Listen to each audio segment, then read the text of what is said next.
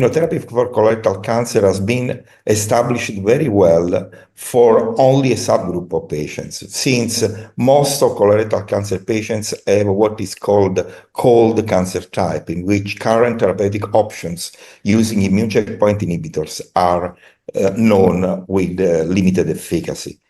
Within this subgroup of patients in which, on the other hand, immunotherapy is very effective, immunotherapy has become a really a breakthrough, has changed practice, not only metastatic disease, but hopefully very soon also for early stage diseases. And why these patients are highly responsive? Because in these patients, there is a highly immunogenic tumor in which there is a high antigen load that is consequence in deficiency for the mechanism of DNA repair, and we call deficiency in mismatch repair mechanisms or microsatellite eye instability tumors.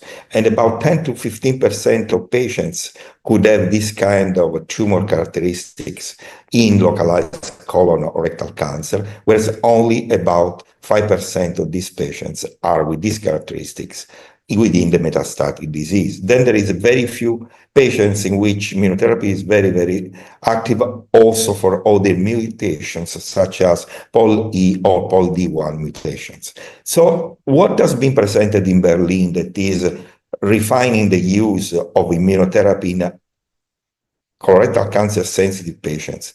The most important study in metastatic disease that has been presented in Berlin was presented by Sara Leonardi and colleagues when they reported the more updated results from the Checkmate 8 HW study.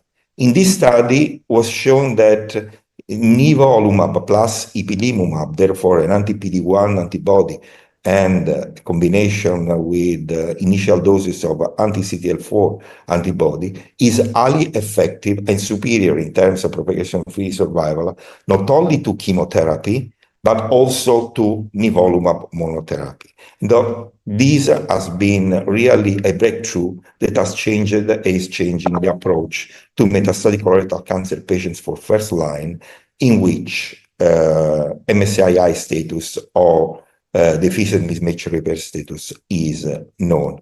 The study was complex with different arms, but what is really relevant here is to see in the presentation how nivolumab plus ipilimumab behaved in comparison to monotherapy arm.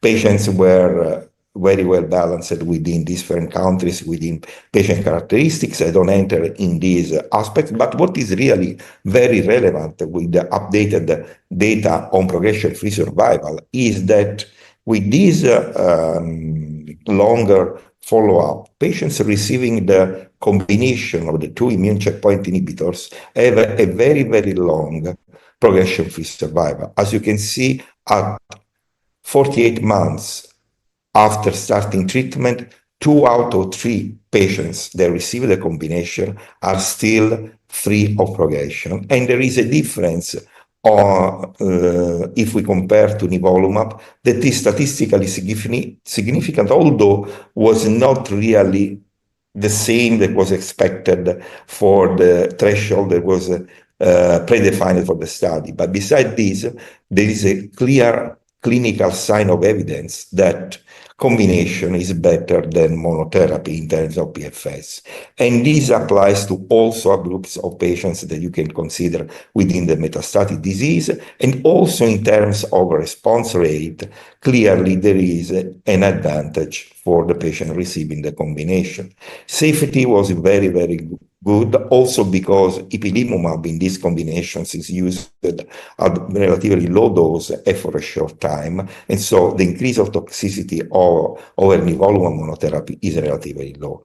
And if we consider from this study all lines of treatment, not only first line, but also subsequent lines, and we look at the data for overall survival, although they are not yet mature for median overall survival, there is still clear sign of major efficacy of the combination over PD-1 inhibition alone. You see at 4 years, 78% of patients receiving nivolumab plus ipilimumab, regardless of the line of treatment, are still alive, so almost 4 out of 5 patients, whereas 2 out of 3 patients are alive after receiving nivolumab monotherapy.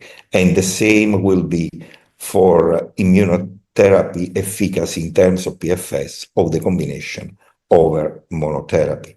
In summary, these data are another strong piece of evidence supporting that adding initial doses of ipilimumab to nivolumab improves progression-free survival and potentially overall survival as compared to nivolumab alone in patients that are immune responsive with metastatic colorectal cancer.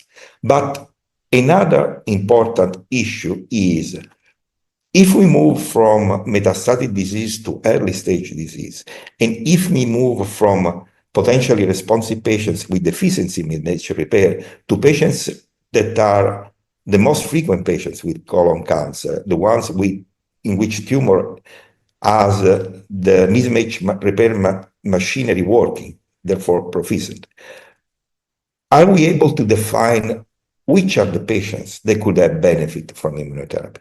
To do this, the group of Miriam Chalabi from the Netherlands has done a wonderful translational research work based on the initial publication they did a few years ago in Nature Medicine, in which they provide for the first time evidence that a short pre-operative treatment with nivolumab plus ipilimumab was able to induce major pathological response in patients with proficient mismatch repair colon cancer.